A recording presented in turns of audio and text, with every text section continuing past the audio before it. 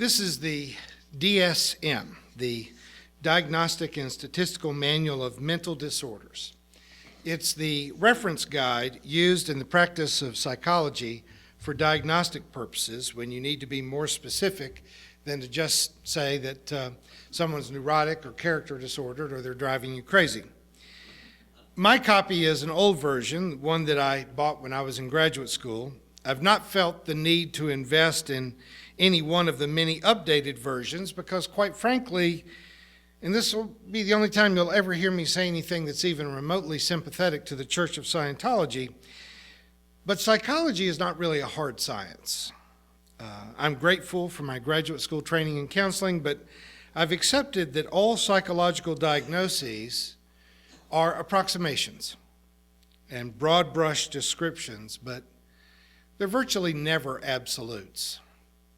There are any number of people that I would personally consider to be sociopaths, that other people consider to be legitimate candidates for the President of the United States. So clearly, diagnosis has a great deal to do with your perspective and not necessarily the hard sciences of diagnostic criteria. There are good reasons why there has never been a definitive book written about how to raise children or about how to have a successful marriage. There have been lots and lots of attempts, and I've read a lot of them. But the truth is that people are very complex. And anyone who had 3 or 4 kids can tell you that child-rearing techniques don't work the same for different kids, that human beings are infinitely complex, and they do not respond uniformly to certain stimuli. So there are ways in which people can form a happy and successful marriage that simply wouldn't work for other people. I challenge you to think about your own parents' relationship. My parents were married for over 60 years, but I would want a relationship like the one that they had, that there are people who find relationship dynamics that work for them that you can't really publish in a book and say that if everybody else did it, like your mom's recipe for chocolate chip cookies, that it'll always turn out right. In fact, what works for one person is kind of like taking mom's chocolate chip recipe to the moon and trying to make it work in an oven on the surface of the moon. It just doesn't turn out the same way in different circumstances. I studied both psychology and theology in graduate school, and I'll tell you that when I finished all of my graduate degrees, I decided that I was going to become a pilot. I went to the airport and signed up to learn how to fly because after spending more than a decade studying in fields that were full of opinion, conjecture, oftentimes unfounded prejudice, I wanted to do something that was logical, precise, concrete, and exacting. Everything that I do in my professional life is a matter of best guesses, debatable opinions, but when it comes to landing an airplane, you turn on the fuel pump, set your flaps, lower the landing gear, step on the rudder to crab into the wind, set your rate of descent, and just above the runway, you step on the rudder to straighten the airplane in the direction of flight, and then flare slightly and set the tires down on the pavement. There's no other way to do it if you have a strong desire to walk away from the landing. But people are not airplanes, and living is much more complicated than landing. Though among the universe of pilots, landing and living have a tethered relationship.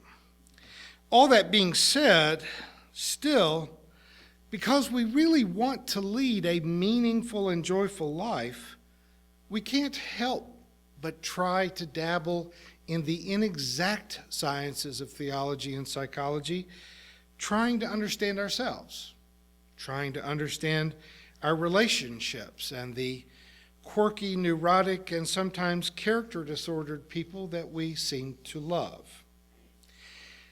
This book is M. Scott Peck's The Road Less Traveled.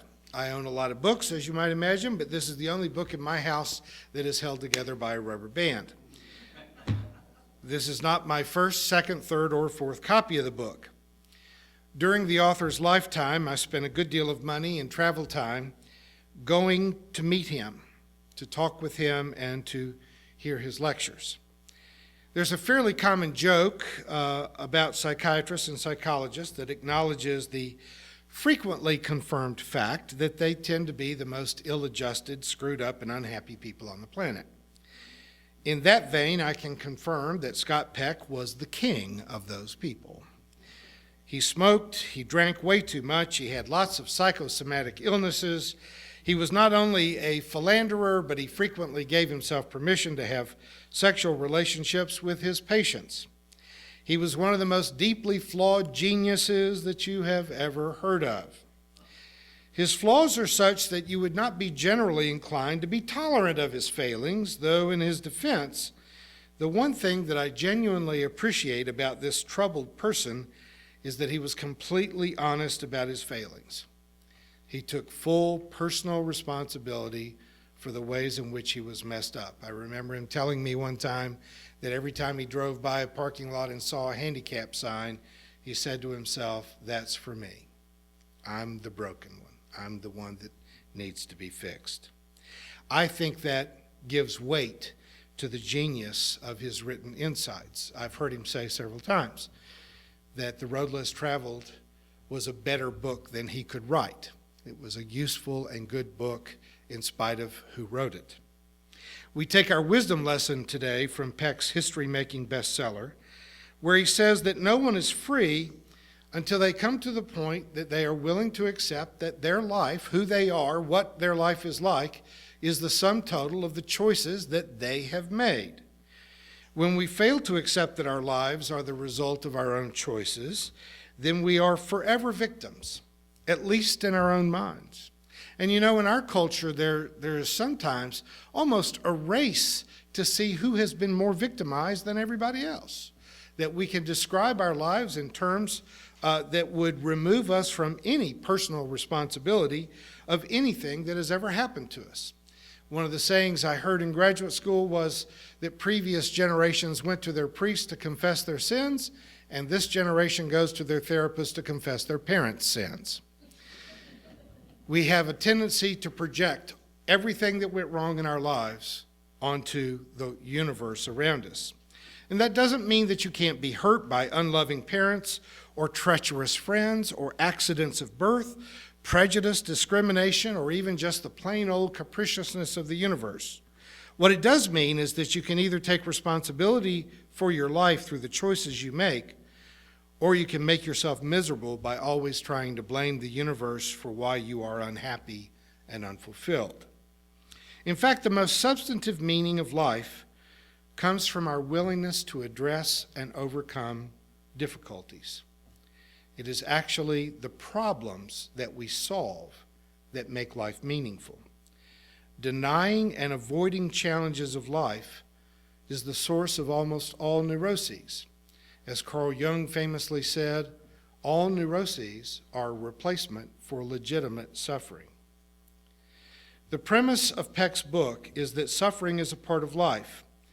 Whether our lives are miserable or joyful will depend on how we address the inevitable suffering of the universe. Suffering is inevitable, but misery is a choice.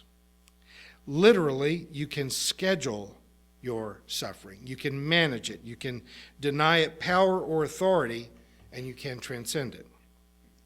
He outlines 4 basic tools for leading a meaningful life, and that first third of his famous book is why I've said to so many people, if you're only going to read one book before you die, make sure it's the first half of The Road Less Traveled. He describes life practices, disciplines.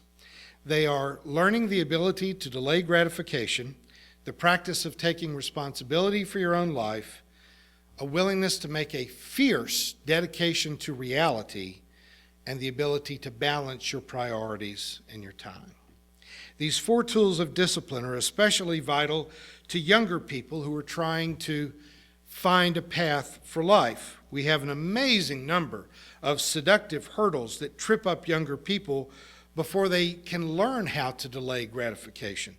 The invention of MasterCard and Visa may have been among the worst things that ever happened to young adult life, all the way up to permissive sex, the availability of drugs, and a very false sense that you can stay young forever, because you can't. Balancing is also a really tough one to learn, in making the choices between leading a comfortable life in the present moment while rationally planning for our future, between having a successful career, but also being successful with your friendships and with your family.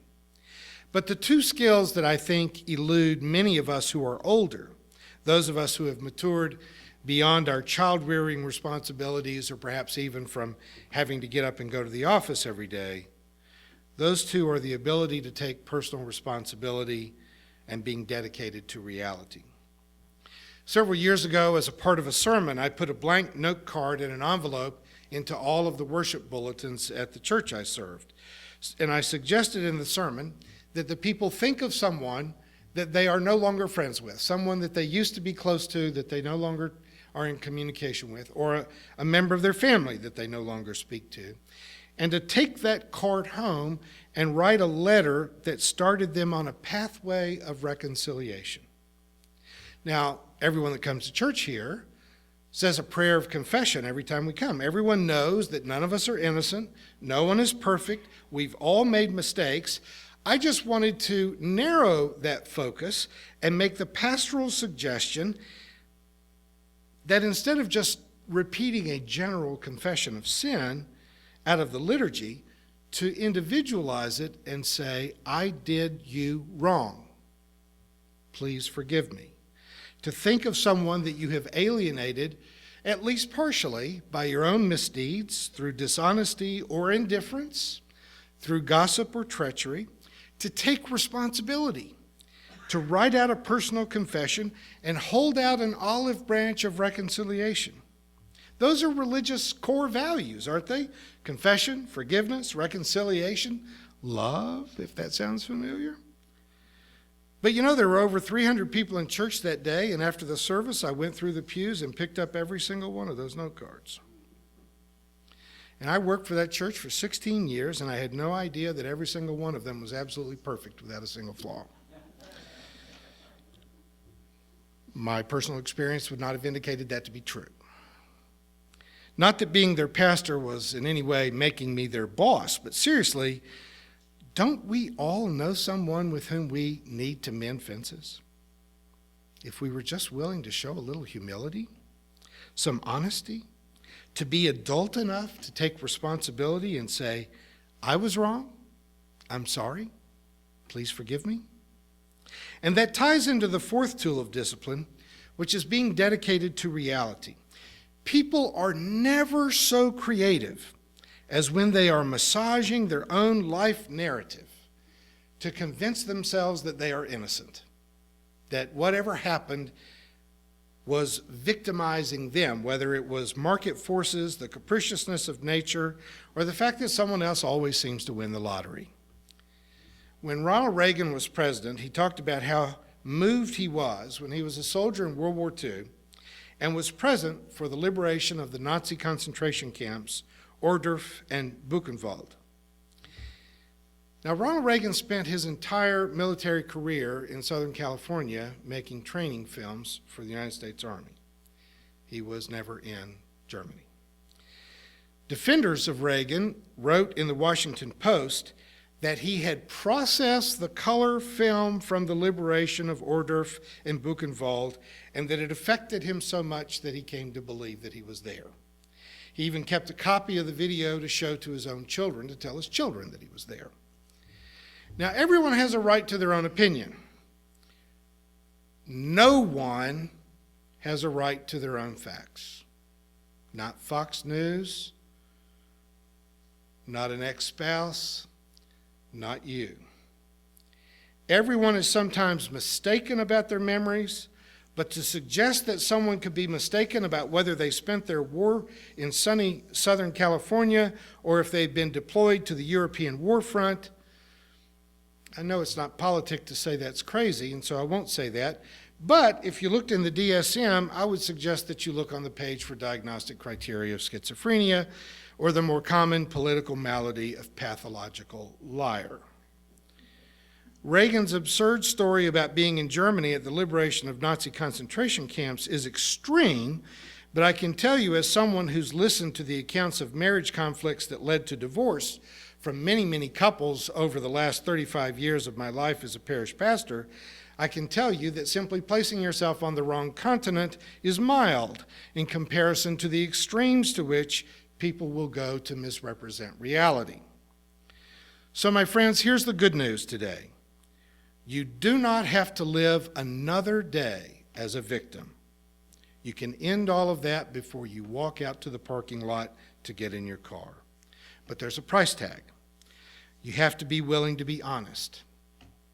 You have to be willing to be oriented to reality, to be responsible, and willing to actually be the spiritual person that you tell the person in the mirror that you are. It seems like a high price to pay, but I promise you, in addressing real problems and solving them, there is health. And in the other way lies monsters and insanity, because denial leads to mental illness. Now, that may be a broad sweeping generalization, but you must remember, I am at core a theologian.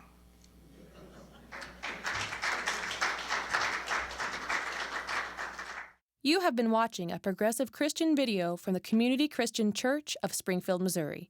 We encourage our viewers to donate to our efforts in feeding the homeless and hungry of our community. Write to us at Reverend Dr. Ray at AOL.com for more information.